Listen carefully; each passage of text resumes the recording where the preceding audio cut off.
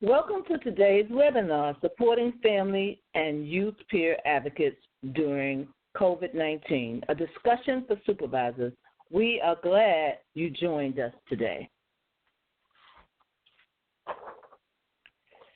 As we get started, please chat in who you are, what agency you are from, and where that is located.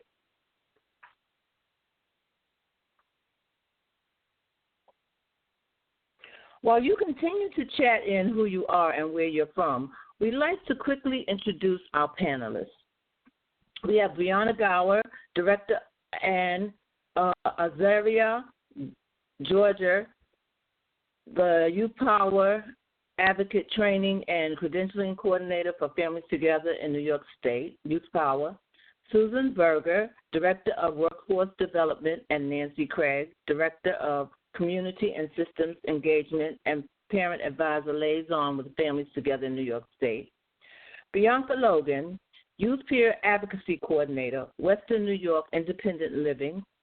Ann Cuppinger, and yours truly, Geraldine Jerry Burton from the CTAC, Community Technical Assistance Center.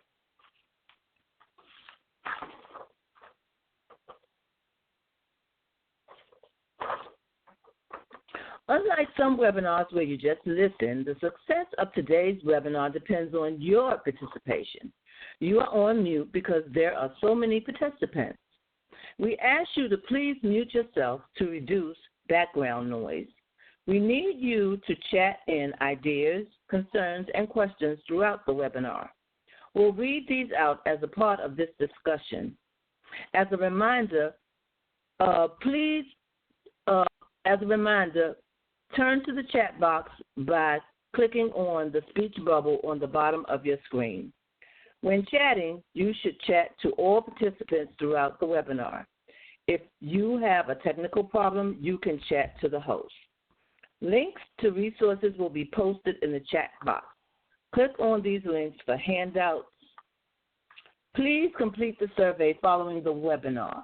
Slides, recording, and resources will be posted on the CTAC website at www.ctacny.org.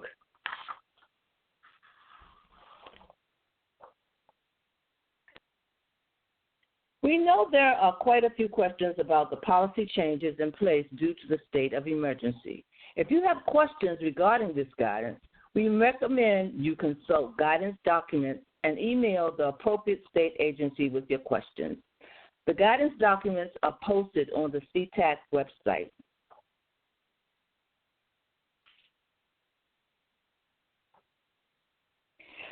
We just want to point out where the calendar is on our CTAC website. There are new webinars and other offerings being added all the time. Click on the links to register for upcoming events.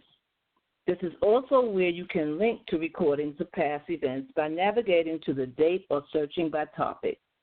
If you can't find something, please reach out to us. All right, so we have quite a few people. All righty. Jana from the Family Peer Advocate is a Family Peer Advocate Coordinator at the Family and Children's Association in Nassau County. All right, and others, welcome, welcome. So we have a poll question. This is our first poll question. Please let us know what your role is.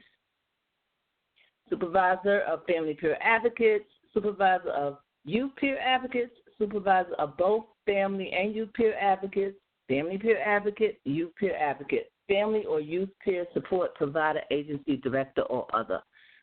Take a few minutes and give your answers to the poll, and we will let you know what the results are.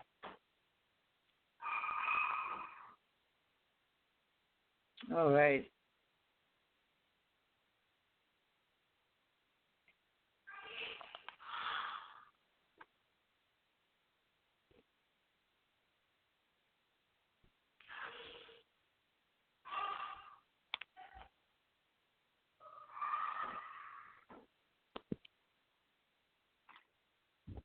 Oh, there we go. So here's the results of our poll. My name is Ann Cuppinger. I'm with CTAC, and it looks like we have, a few people who are holding back on answering, but from the people who answered, we've got a lot of others. We have 4 supervisors of family and youth peer, 6 supervisors of family or youth peer advocates, and we have some actual frontline family peer advocates on the phone, and a lot of people who identify as other. So, and everyone else who didn't have the opportunity to answer. What we want to do today is, really look at issues related to supervision, and we can look at them from number of different angles. Some of you are actually in that role. Some of you are receiving supervision. Some of you, I can see folks on who work for state agencies or who are with the RPCs, or who might be a parent advisor or a regional youth partner. So all of you can also weigh in based on what you're hearing from people in the community, from the provider agencies in the community and the family peer advocates themselves about what they need with respect to supervision. So we hope everyone will participate. And as Jerry said before, this is a bit of an experiment, like all of these new virtual approaches are. We have, too many people on the phone to actually have folks talking, so we're using this chat box as a means of trying to generate some conversation among you about your experience. And our panelists will read some of your responses and weigh in with some thoughts and some of their what they're hearing from the field and some recommendations as well. So I can't stress enough that don't be shy and chat into the web box or the chat box. And these are some of the topics that we're going to be talking about. And we're talking about them because we've heard a lot informally from folks that these are issues that they're wrestling with right now. That includes self-care, and making sure that you take care of yourself as a supervisor, but also how do you support your staff to practice self-care and set up some boundaries in a time when the families are presenting with an awful lot of needs. How do you do supervision remotely? You're going to see a link later on to a conversation that's going to happen through CTAC in the coming weeks around remote supervision, but you've all been experimenting with it. So what's working, what's not working, what are some of your challenges there? How do you balance all the different priorities that are coming at you as a supervisor, a person who's kind of in the middle between agency administration and the frontline staff? So those are some of the topics we're going to talk about today, and I encourage you to participate. So our first topic, hang on one second, I'm trying to get my chat box to reappear here. So our first topic is, just a broad question for you as a supervisor about what your major concern is for your staff and your program during this time. You're supervising under very different circumstances. And as flexible as you all are under normal conditions, you've been asked to be even more flexible and think on your feet. So we'd love to hear from you about how that's going, what your biggest concerns are, and if you have any insights.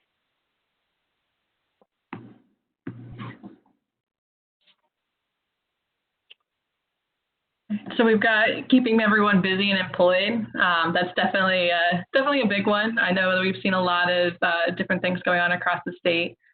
Keeping staff motivated, absolutely. And one of the things, Brianna, that I thought of is this balancing act. How do I supervise and when the FPAs or the people that I am supervising are living in this as well, that they're challenged, they have their kids at home, they have their job, they have their house. How is this balancing act working as a supervisor? How do I help my staff do that, but still maintain a work environment? That's one of my big ones that I'm struggling with. So if anyone has any great ideas, please chat them in. Exactly. Yeah. It's just like, what we've been seeing going on online is that we're not working from home. We're at home during a crisis trying to work, and they're very different things. And we've been hearing from a lot of youth peer advocates about, working from home not really being conducive to themselves personally and trying to navigate that. So some other things that people are sharing in there is helping staff contain their own anxiety while they listen and carry a lot of the client's anxiety. Absolutely. And ensuring that they're actually reaching out to consumers. We're all in this field because we are our peers, as family peer advocates and youth peer advocates, and especially when thinking about youth peer advocates and having, those personal experiences and trying to navigate those boundaries and avoid post-secondary trauma is absolutely difficult to maintain. Exactly. And, from a program standpoint, how do I maintain this quality that we've had up until this point when, I can see people, we can talk about it, I can see their notes, we can, if there's a question, it's like that open door policy for supervision. How do you have an open door policy when you're living in different towns, different houses, different places? Those are concerns, again, and go back to this balancing act. So please, folks, we're looking for you to share with the rest of us any tips and tricks that you might have, or ways that you've been able to at least feel like you're successful. So no end date for this crisis. I know that's something that we've been hearing from a lot of youth peer advocates about. One of the, and also just different programs across the state, is that young people feeling hopeless or finding it difficult to imagine life after this is definitely a big challenge in addressing. And then we have a question, how do you ensure your organization that the new normal contact is so client contact is not as common, outreach is also different. How do we give a template to this new way of doing things? And I think that's one of the biggest challenges, that having a standardized way of approaching the situation is going to be particularly challenged, because everyone, while going through the same thing, is experiencing their own unique situations at home. So there may be a variety of ways that can be approach these conversations, and these engagements, but not all of them will work for everyone. So being able to really tap into that individualization is going to be important. One thing, I like this template kind of thought process for continuity, right? So that you, as a supervisor, know that here's how we're going to at least start the conversation with families. Now, a couple weeks ago, CTAC had a wonderful webinar, and I'm going to encourage people to go back and look that up with folks that one of the presenters, Kim Kaiser, had actually, in a previous life, developed a standardized kind of format that gets to more than, hey, how you doing? So that template approach is good, and I would encourage folks to look that over. And also, please share with CTAC folks or with Families Together folks if you've come up with something. There's a way that you could copy and paste or send after to us into the chat so that we can share with everybody else, which is what Ann started this conversation was. That's where we want to get to. We want to get to a place where we can share, because you guys are the experts at doing this. Mm-hmm. So thank you so much. Yeah, and I know it sounds like, we're more reaffirming some of what you guys are saying, though, but as we kind of continue on with some of these questions, I think you'll see some of the different answers that we have as we explore how people are doing things differently and addressing some of these different challenges, but knowing that you're not alone in those struggles. Mm-hmm.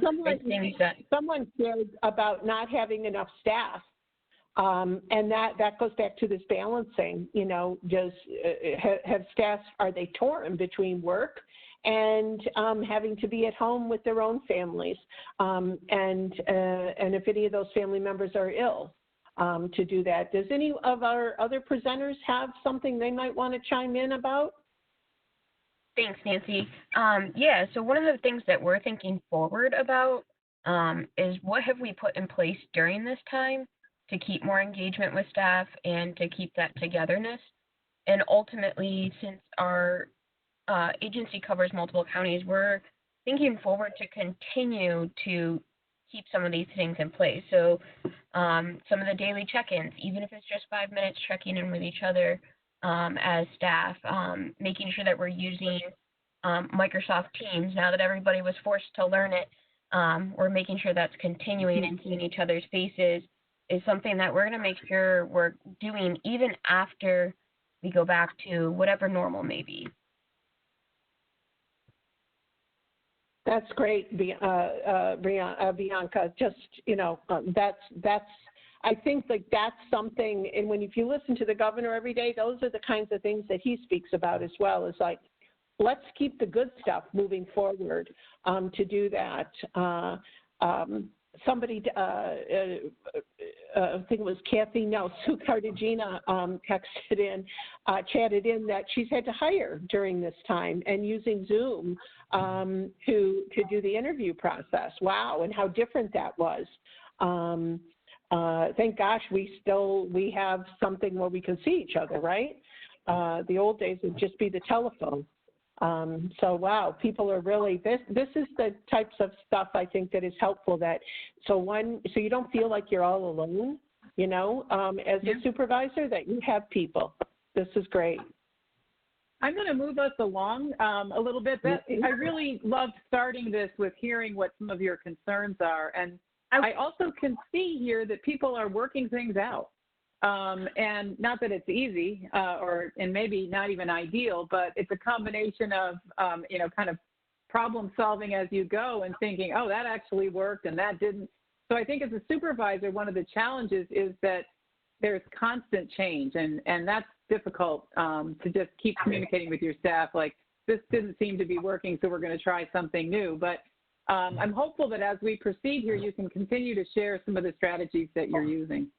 And if you have any particular tools or links to resources that you think are helpful on these various topics, you can paste those right into the chat box for other people to see. I'd like to.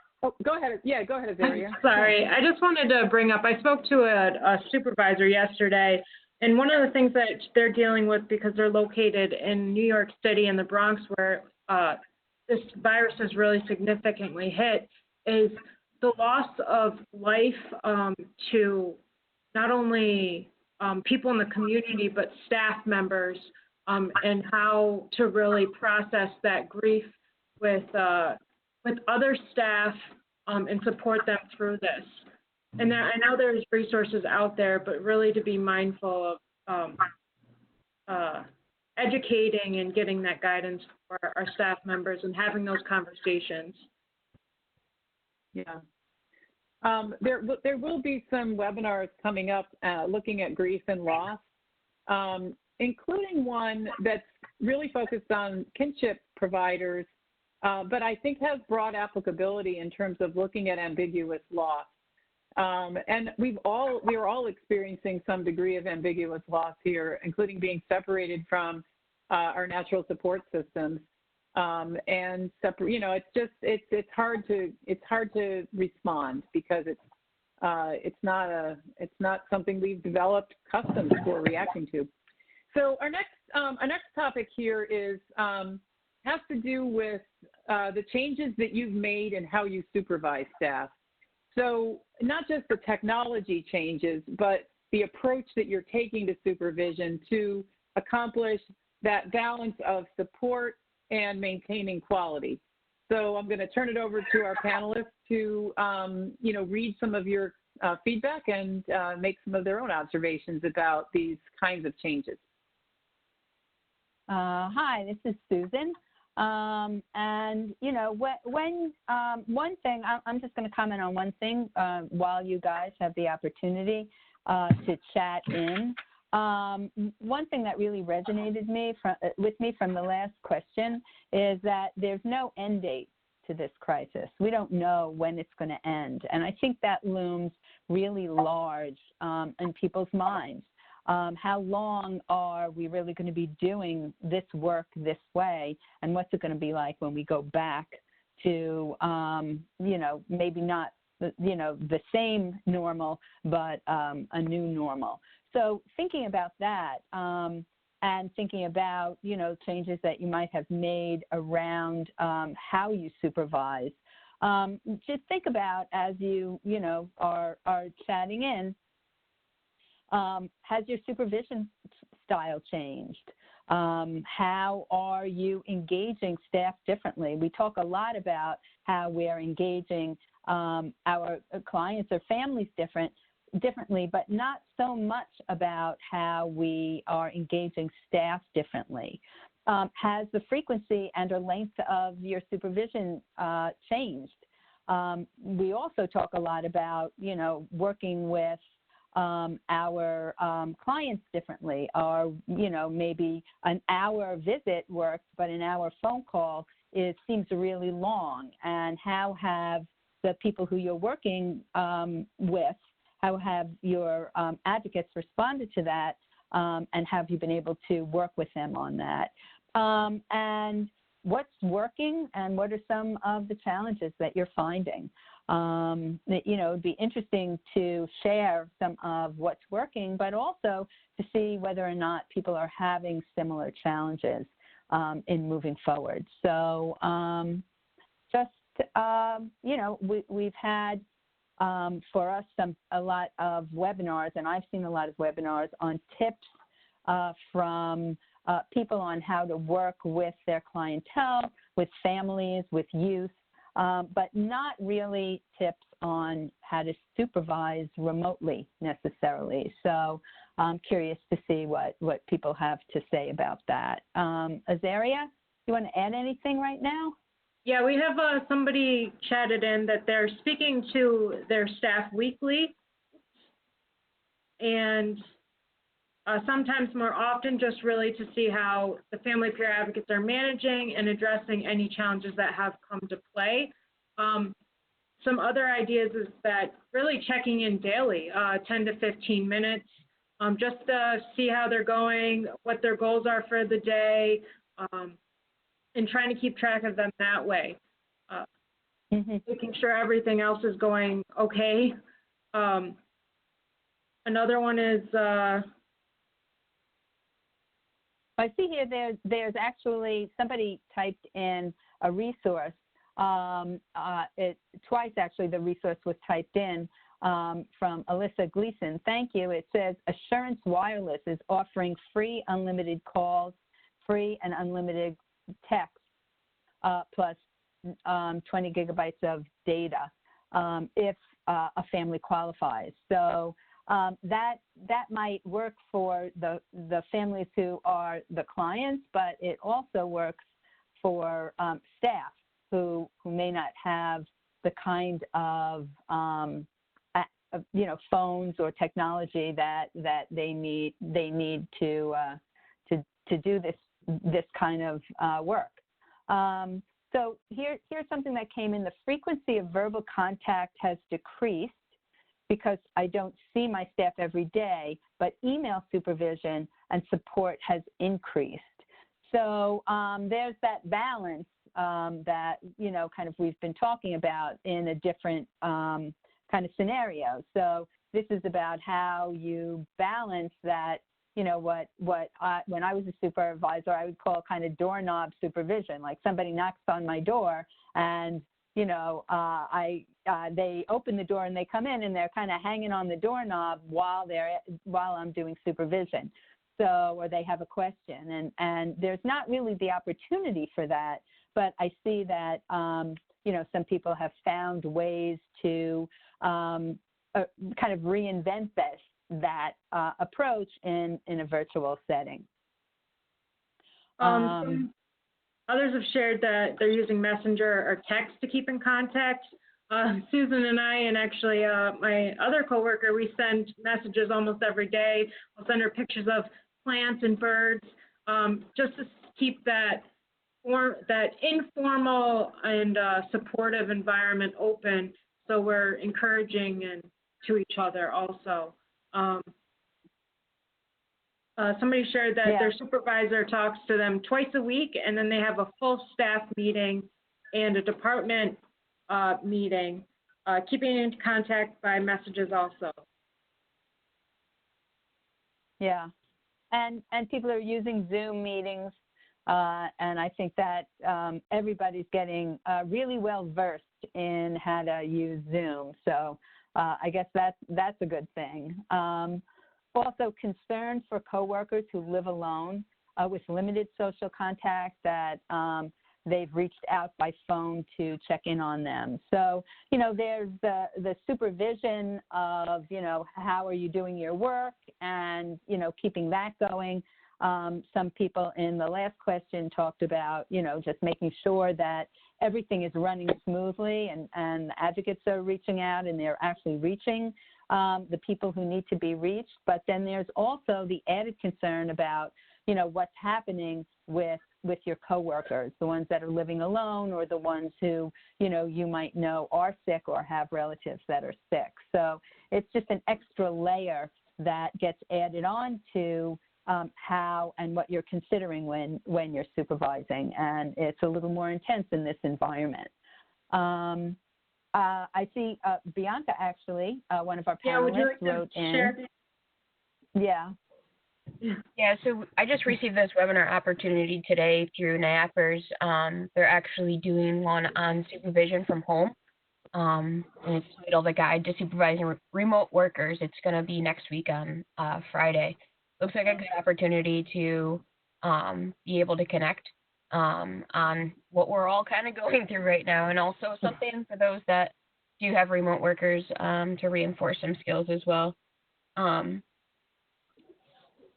Great. One of the other things I want to point out something that flew by earlier, which was Rosalia posted a link to some grief resources, and you can scroll back up in your chat box and see that link. And we're going to talk a little bit more about self-care later, but it strikes me when I listen to everyone talk here about supervision that in the same way that we talk to youth and families about how they want to receive family and youth peer support, we're having to have conversations with staff about what their needs are during this time. Some people, are okay or just want a weekly check-in. Some people need more frequent check-ins. Some people actually need more personal time in addition to sort of supervision related to their work.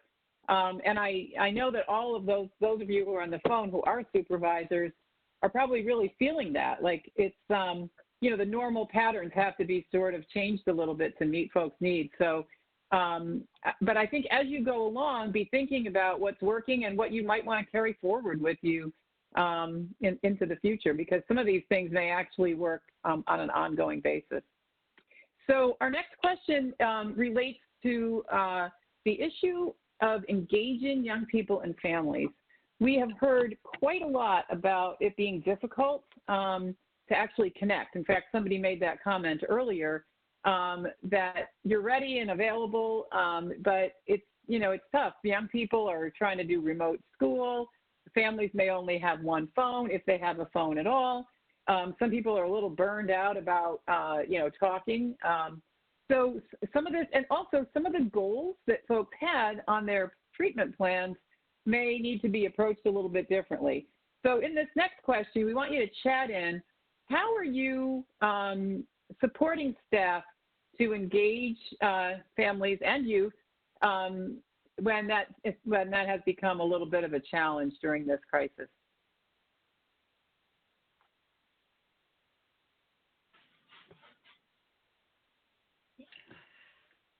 So while you guys are having the opportunity to chat some stuff in, it looks like one person mentioned having flexible hours allowed for some family peer advocates, knowing when FPAs have children and being able to recognize that sometimes once they are put to bed for the evening, that's really key time to get stuff done. Anyone who's a parent can recognize that, and that's definitely something we have done at our agency as well. That's right. That the time that we work now is different than when or adjusted to when we used to do before the virus hit. One thing that I think is important that I'd like to know more about is how we talk about this engagement and this balancing and everything, but how are we staying true to the goals, right? As those who have taken my FANS training, I'm going to just keep repeating myself. The crisis is the crisis, no matter what it is, and there will always be a crisis. So how do we move past the immediacy of the crisis today, and because we don't know when this is going to end, and it's prolonged, but the goals of why we're in family peer support, why we're in services, are still there. So how you have to modify those and how you have to keep that engagement up around, we're going to get out of this crisis and we want to come out a little more recovered than when we went in, of the work of what brought us to family peer support or any of the other services that they might be in. So anything you guys can share about that, because that's how I look. If this is a teachable moment on how resilient I really am, but it needs to be drawn to, I need to have that, that attention drawn to me that I am resilient as a parent or as a young person, and that this too shall pass. So how can I keep on that straight and narrow path of recovery that brought me to the service? Anything you guys got, I'm soaking it up.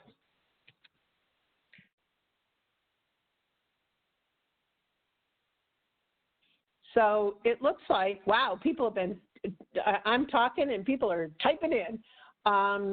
So calling multiple times in the week or emailing to make sure, rather than, Susan, I think you mentioned this, 1 hour is not really probably doable anymore, or 2 hours, but multiple 15 minutes connections to do that. Let's keep regular.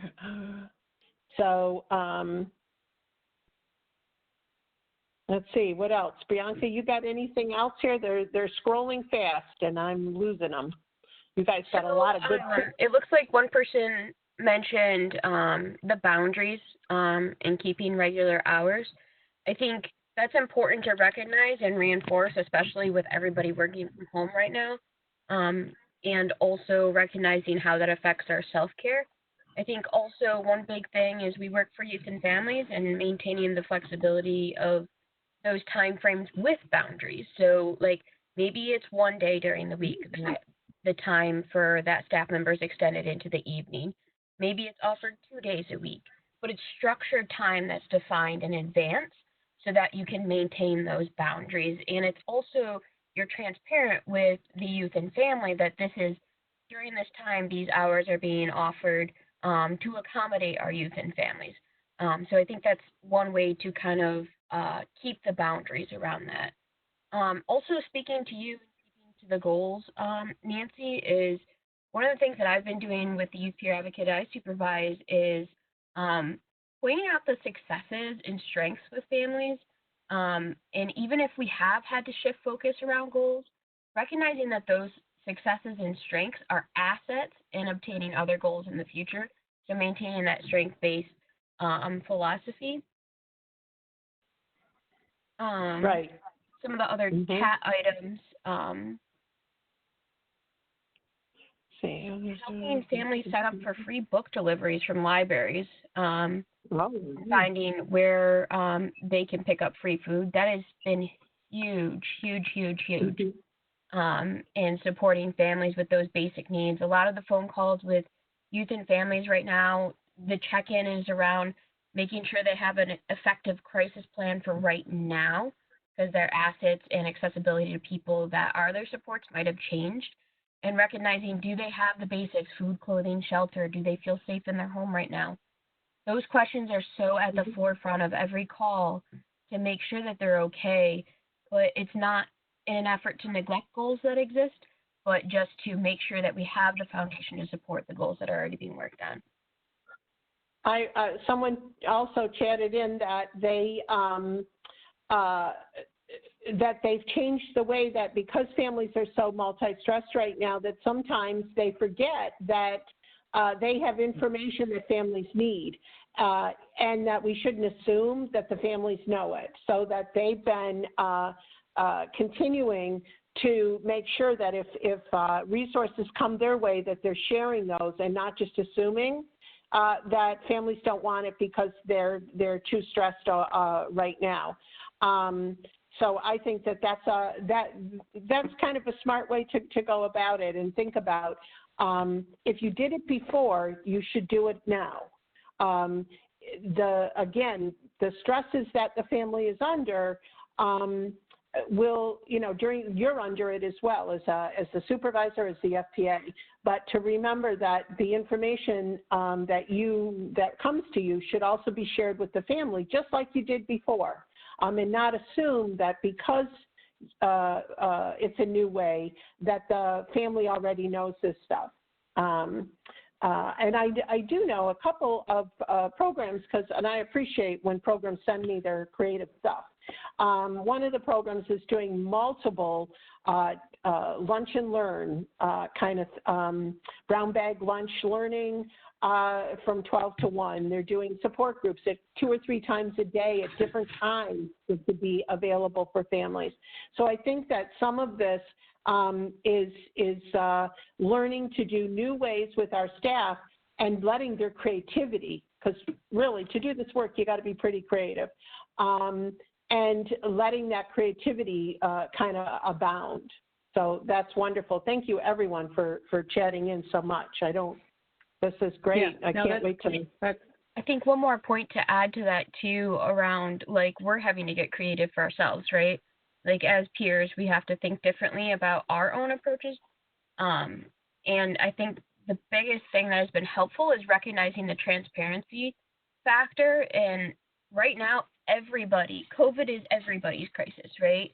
That's what we're all going through, and resources that we've had to put in place for ourselves and we're utilizing, practicing, is a great opportunity to directly share those with the youth and families we're working with, because then we're more familiar with it because we're doing it, and it also adds a little bit more of that engagement and connection.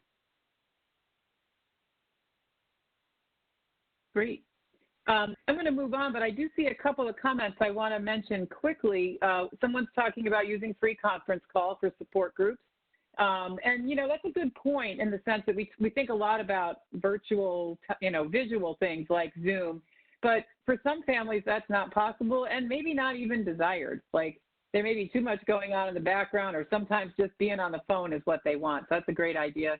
Another organization has a warm line and a warm line support group to help families talk about concerns. It sounds really flexible. They can kind of get on without a huge agenda. And also a virtual support group for parents, which is great. Mm-hmm. All right. Mm-hmm. So the next topic we want to explore has to do with the fact that as a supervisor, you may find yourself somewhat in the middle, kind of responding to your frontline staff and also your agency leadership, or concerns about the experience of staff with pressures to make sure you continue to get referrals and worrying about the fiscal health of the organization. So we're interested to have you tell us a little bit about what you've been doing to, in your role, to try to handle that. It's a little bit of a tricky question. But I suspect many of you know what I'm talking about, and we're hoping that you can weigh in about what your experience has been and what steps you've taken to, say, improve communication or translate between these different needs within your agency. Yeah, and just to add to that, Anne, what are some positive steps that you feel really good about that your agency leadership has taken? Just let us know what else you think might be helpful. I've heard some people in some of the calls that I've been on, and some of the supervisors I've spoken to, that their leadership has really, agency leadership has really stepped up, and they're doing some interesting and creative things. So if your agency is doing anything that you think is particularly helpful, I know at Swim Together, we were having like a quarterly Wellness Wednesday when everybody would come into the agency, because a lot of us just naturally work remotely. Like working remotely is that every day. So thankfully, I didn't have to make that adjustment. But we used to have these Wellness Wednesdays, and now we have them weekly.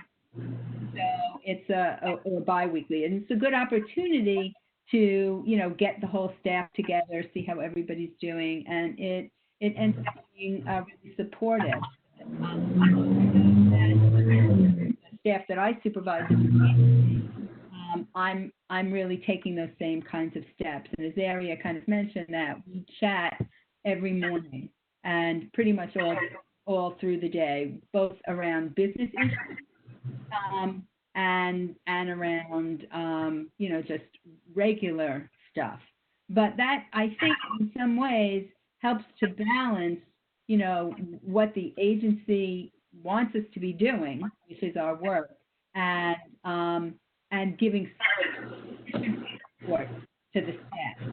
And that probably is really different when your staff is providing very direct service. So just some your ideas or some interesting approaches that your agency's taken, or what you're finding is challenging, balancing agency needs and priorities while supporting your staff. Stuff like, and I know somebody wrote in the beginning really about being able to make sure that the work is actually being done, and something like billing is important now that that telecommunication for family peer support and youth peer support, at least temporarily, is billable. So I see somebody wrote in that there are weekly check-ins using Zoom, so that's helpful.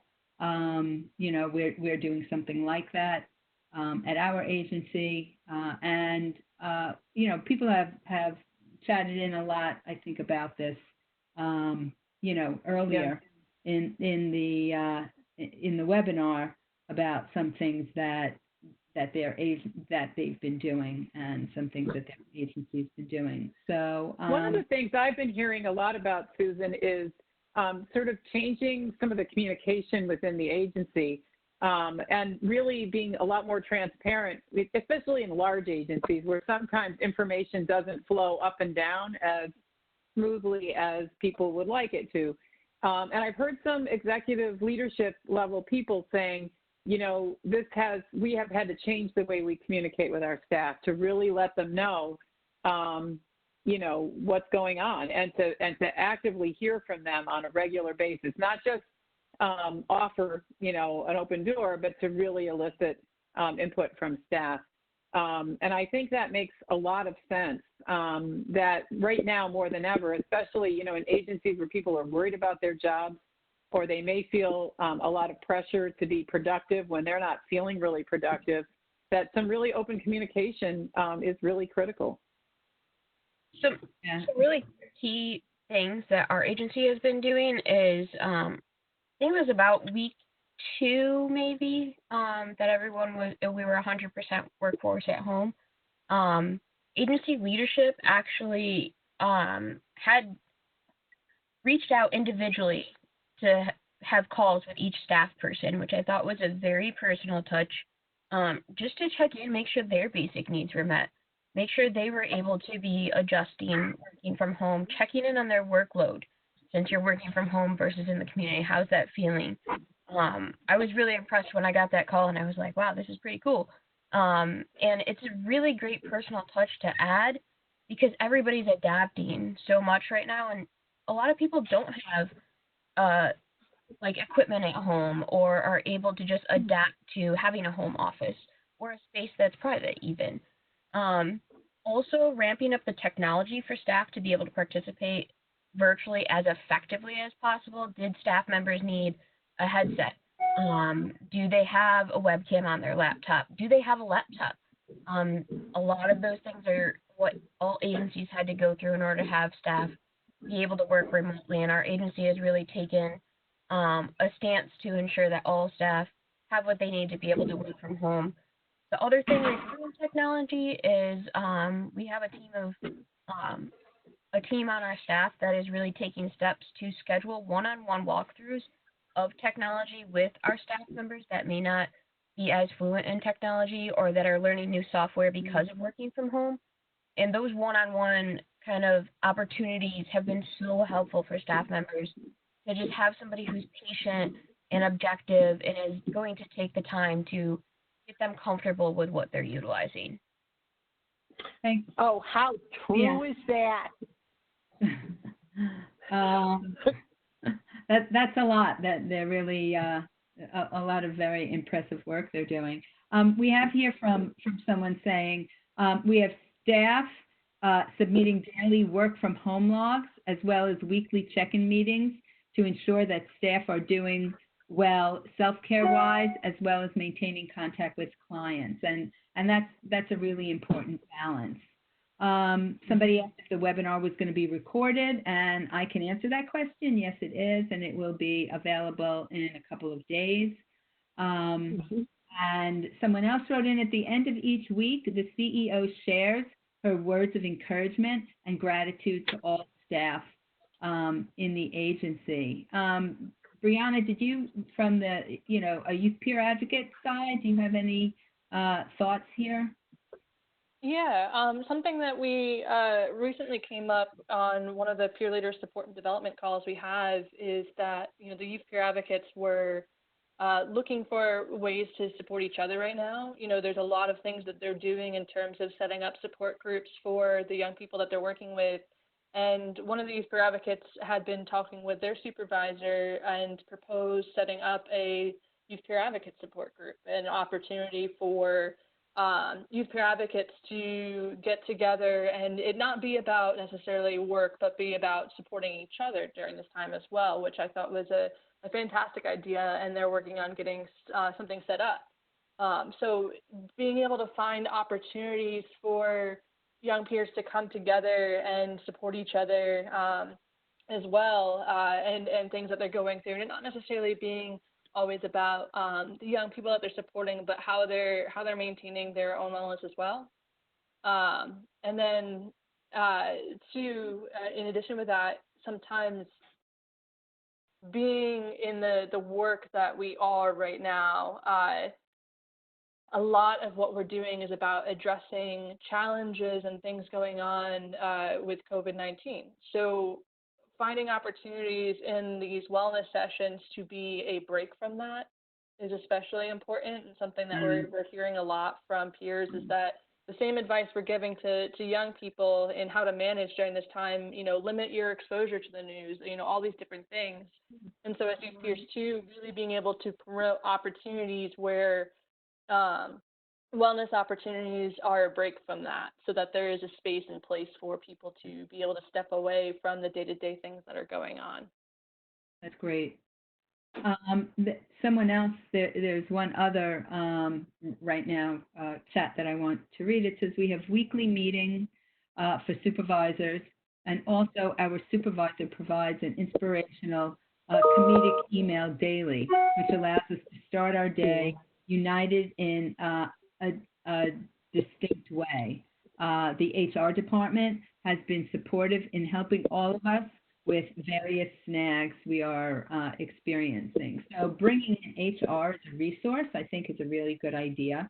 Most HRs offer a lot of extra support, and that helps, especially if staff is very stressed out. And being able to balance their needs and working with families and the needs of the agency, maybe around how many people you see a day and, how you document that work might have changed. So, there's really a lot going on there.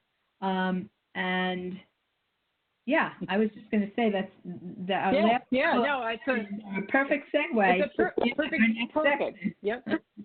And without further ado, a topic we know everybody is really focused on, and it's come up throughout this webinar, but we wanted to put a little bit of a different spin on it.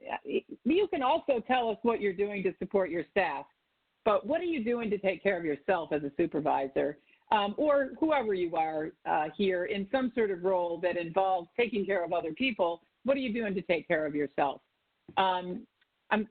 Connor, who's really doing an amazing job on the back end of this webinar, has reposted a couple of resources on self-care that we wanted to share with you. One is a set of daily reflective mindfulness questions. And what I liked about it, it was really simple and everyone could do it. So many of these things, it feels like, you know, the self-care is more work than the not self-care, right? So this is easy. And it seemed like it would be something lots of people could kind of take something away from. There's also an inventory there called the ProQual, which is the professional quality of life. It's not that we're really suggesting you kind of administer this to your staff, but it's an interesting self-reflection opportunity to kind of look at a set of items about how you might be experiencing the world and your work right now, and kind of score yourself and see where you may be having some issues as the basis for having a conversation with your supervisor or your staff with you. So we wanted to just put those resources up there, and I'll let our panelists, you know, say some more. I wanted to just quickly say something here too, in terms of the former question we had about changing things. I know for us, we're trying to make fillable forms, and that's kind of been a nightmare, because I know some of you are trying to hire new staff, and not everybody has a well, not even a computer, but like somewhere to print something and make copies of it for their signatures. So I know that's been a question floating around, but I know we're personally trying to make fillable forms where people can sign in too. So I just wanted to bring that to your attention because this is a panel for family and youth care advocates. That's something we're working on. Great.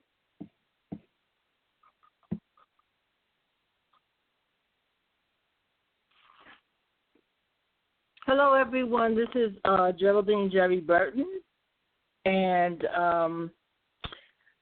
I have to say that most people that know me and know me well, that I'm a huge proponent of self-care. So early on in my journey as a family peer advocate, I learned that if you can't take care of yourself, you can't effectively take care of anyone else. And the questionnaire that was posted in the chat box about reflective questions for mindfulness through the day, I got that from a webinar that I was on the other day, and the presenter talked about the power of one, and it's focusing on doing one thing throughout the day, morning, lunchtime, and at dinner. And I just thought it was so awesome. And the name of the webinar was Who's Taking Care of You? Self-Care Strategies for Family Peer Support Professionals and Leaders. And it was done by the National Federation of Families for Children's Mental Health.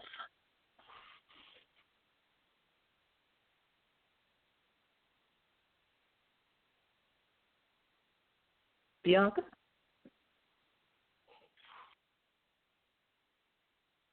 Oh, dear.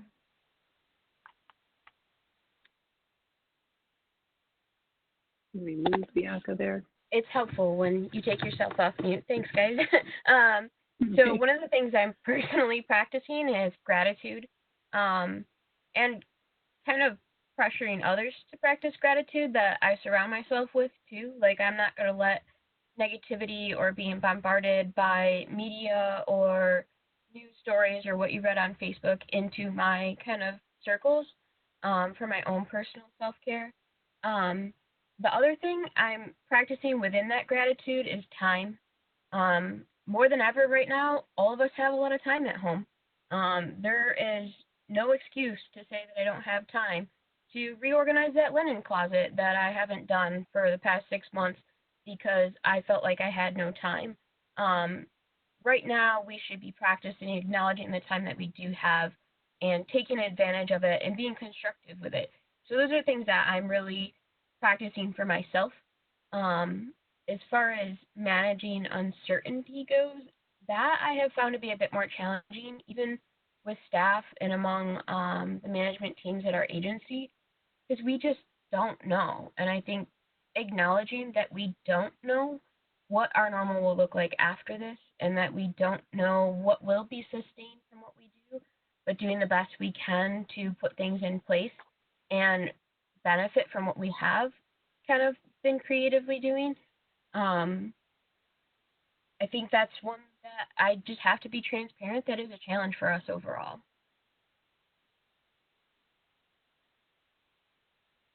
Yeah.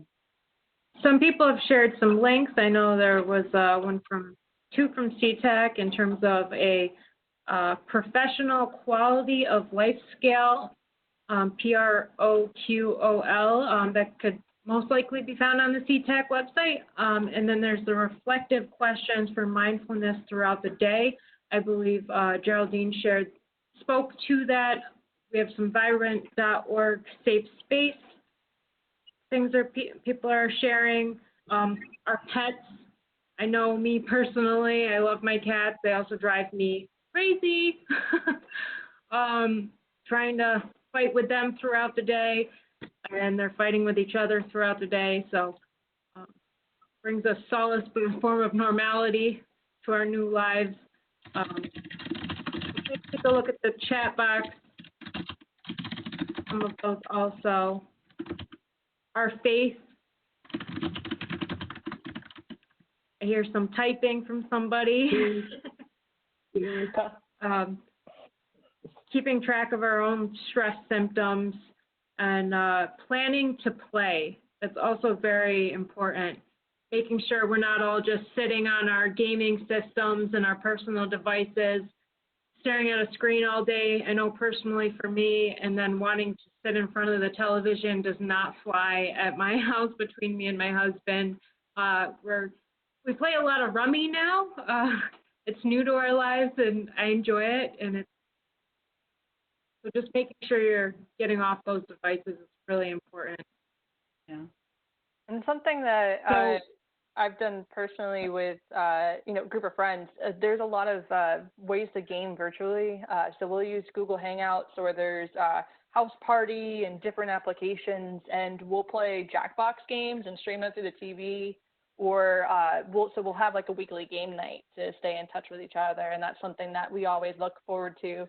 Or sometimes we'll have emergency game nights if someone in particular is having a hard time. We'll just we'll chat and we'll be like, game night, you know. I see some really nice suggestions in the chat box also. Take a break and self-reflect on the great job that I'm doing. I think that giving ourselves a pat on the back is really important, especially I think it's important all the time to be kind to yourself and to recognize when you're doing a good job, but especially in stressful times. Somebody else wrote, I'm trying to stay busy and focusing on doing what I can to help others, which stops me from worrying too much about what's happening around me that I can't control. I want to focus on what I have control over. Such an important approach, because there's so much out there that we don't have any control over, and worrying about it can really get out of control and have a very strong effect on you personally and the work that you're doing. I use a stress symptom checklist and develop a plan to look at my emotional, spiritual, physical, and psychological areas and feelings. I also rely heavily on the wisdom of Sesame Street. This is it, plan to play, and then play the plan. So what a nice way to put that. Keeping a similar routine. So I know when I first started working from home, it was, I kind of started thinking, do I really have to get dressed? Could I really stay in my pajamas? But then I realized very quickly that I better get dressed every morning. And exercise is something that people wrote in about. Time alone, but taking walks around the house for breaks, walks around the community, checking in on other people in the home and who you care about.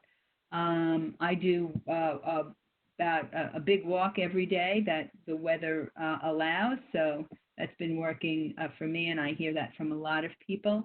Susan? Yep. This is Ann.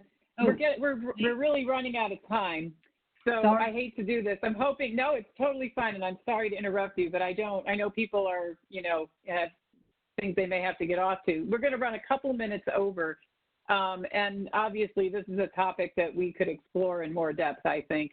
So I hope everyone's been able to read some of these suggestions themselves in the chat box. And I just want to move on really quickly. And while I'm gonna let everyone respond to this poll question, because I think it's really important for us to get a sense of what your priority topics are for upcoming trainings. While I do that, I'm going to go through a few resources, and then I'm going to give Azaria the final word on this webinar.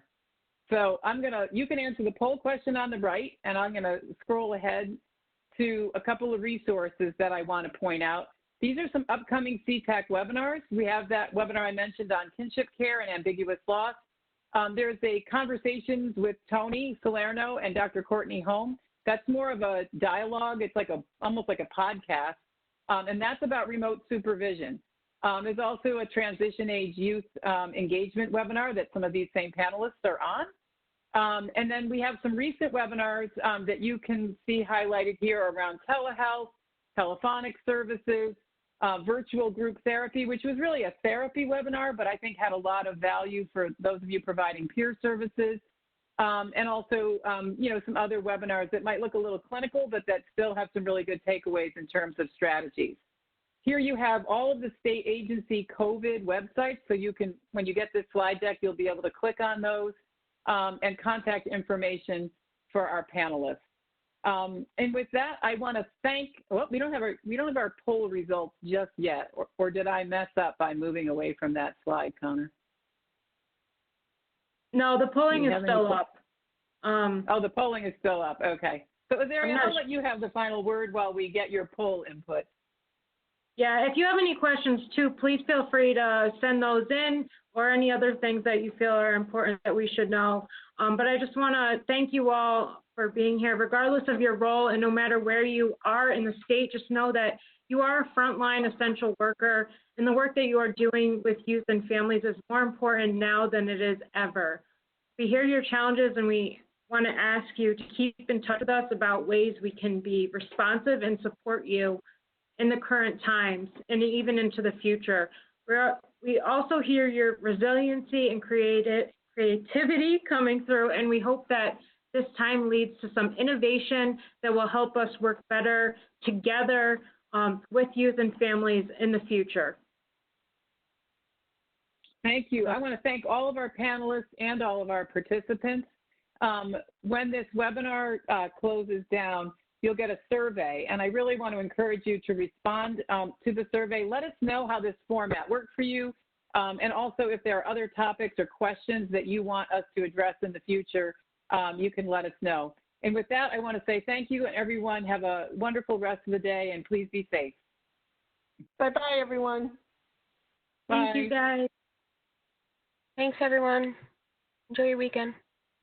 Thank you for joining us, guys.